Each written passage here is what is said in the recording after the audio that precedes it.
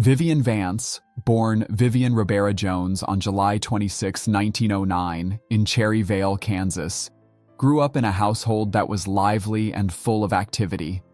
Being one of 6 children, Vivian learned early on how to make her voice heard among the noise and movement of her family. The small town she was raised in provided a steady and predictable rhythm to her childhood, but it was when the family moved to Independence, Kansas, that Vivian's true journey began. As a teenager, she discovered her love for acting in high school, participating in drama classes that ignited her passion for the stage. Though her mother, Euphemia, opposed her acting ambitions, Vivian's determination grew stronger, fueling her desire to pursue a career in theater. This rebellious streak led her to change her surname to Vance, marking a pivotal step in her quest for independence. The start of an acting career? In pursuit of her dreams, Vivian left Kansas and moved to Albuquerque, New Mexico, where she could immerse herself in the world of professional acting. Her breakthrough came in 1930, when she performed at the Albuquerque Little Theater. This humble beginning laid the foundation for a career that would eventually span decades. Through her hard work and dedication, Vivian made a name for herself in local productions, such as This Thing Called Love and The Cradle Song. Her talent and charisma did not go unnoticed by the theater community, which helped raise funds for her to study acting in New York City. It was there, in the bustling world of Broadway, that Vivian's career truly began to take shape. In 1932, she made her debut on Broadway, working first in the chorus before moving on to supporting roles in various musicals. Broadway and Hollywood beginnings. Vivian's Broadway career blossomed, and by 1941, she found herself starring in the Cole Porter musical Let's Face It, which showcased her comedic timing and likable stage presence. Though her career on stage was flourishing, Vivian soon turned her attention to Hollywood. In 1947, she relocated to California just as the film industry was booming.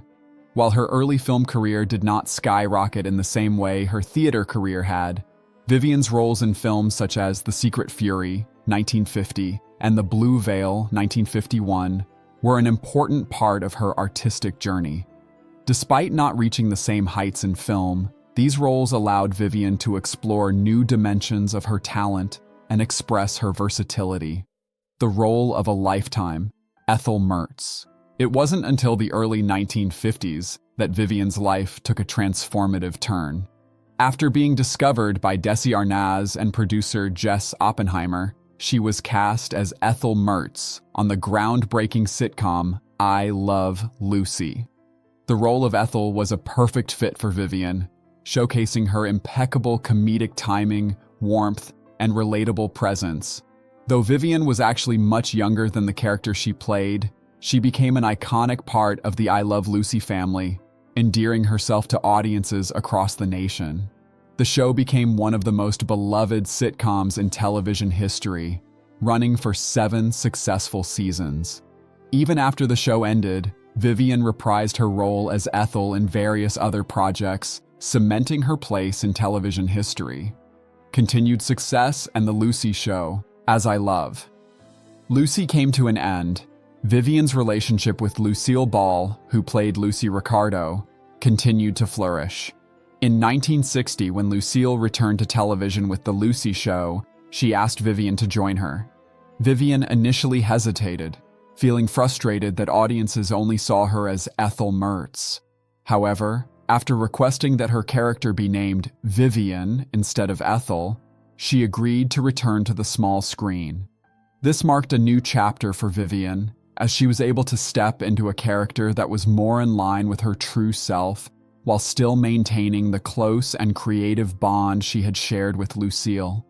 The show was a success, allowing Vivian to continue her career with renewed purpose. Life beyond the spotlight. Though Vivian's career in television remained steady, her personal life was marked by several significant relationships. She married 4 times, each marriage representing a different chapter in her life. Her first marriage to Joseph Danek Jr. in 1928 ended in divorce after just 3 years. as Vivian struggled to balance her growing acting career with married life. Her second marriage to George Coe in 1933 also ended in separation by 1940.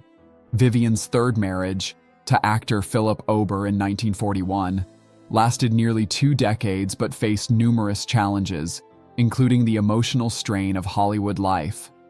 In 1961, Vivian married John Dodds, a publisher who brought stability to her life. Together, they settled in Connecticut, far from the pressures of Hollywood, and she enjoyed a quieter, more peaceful life.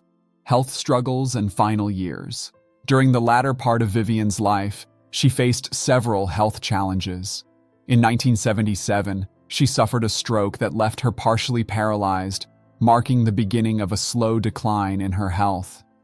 Despite these struggles, Vivian remained determined to live her life with grace and dignity. She continued to make public appearances, including lending her voice to the animated TV special The Lorax in 1972, and appearing in television specials such as The Front Page and The Great Houdini. However, her health continued to deteriorate, and by 1979, Vivian passed away at the age of 70. The final interview, a moment of reflection. Vivian Vance's final interview remains one of the most poignant moments in Hollywood history. In the interview, she bared her soul in a way that few celebrities ever do, reflecting on her life, her career, and her relationships. She spoke softly but with clarity, admitting that she never expected to be remembered, and that, despite the fame she had achieved, she had always struggled with feeling like a person beyond her screen persona. Her honesty and vulnerability during the interview touched everyone present, leaving them in tears. One of the most powerful moments came when she spoke about Lucille Ball, revealing the deep affection and gratitude she felt for her longtime friend. "Lucy saved my life more than once," Vivian confessed, and those words resonated deeply, reflecting the strength of their bond, a legacy of love and laughter. As Vivian Vance's final interview came to a close, the room was filled with a profound sense of respect and admiration for the woman who had touched so many lives. Vivian's words, spoken with such honesty and emotion, left an indelible mark on those who heard them. She had spent her life making people laugh, yet in her final moments on camera, she reminded everyone that there was more to her than the roles she played. She was a woman who had lived with purpose, resilience, and love. The simplicity of her statement, "If I made someone feel less alone, then I did something worthwhile," captured the essence of her legacy. The end of an era. Vivian Vance's passing in 1979 marked the end of an era for Hollywood and television. She had spent decades entertaining audiences, becoming an iconic figure in American pop culture. From her early theater work to her unforgettable portrayal of Ethel Mertz on I Love Lucy, Vivian's career had been defined by her dedication, her ability to connect with others, and her willingness to embrace vulnerability. Even in her final years, she continued to inspire with her strength and grace. Her legacy, built on a lifetime of laughter, love, and unwavering authenticity, lives on in the hearts of those who remember her. She may have been known as Ethel, but to those who knew her best, she was so much more.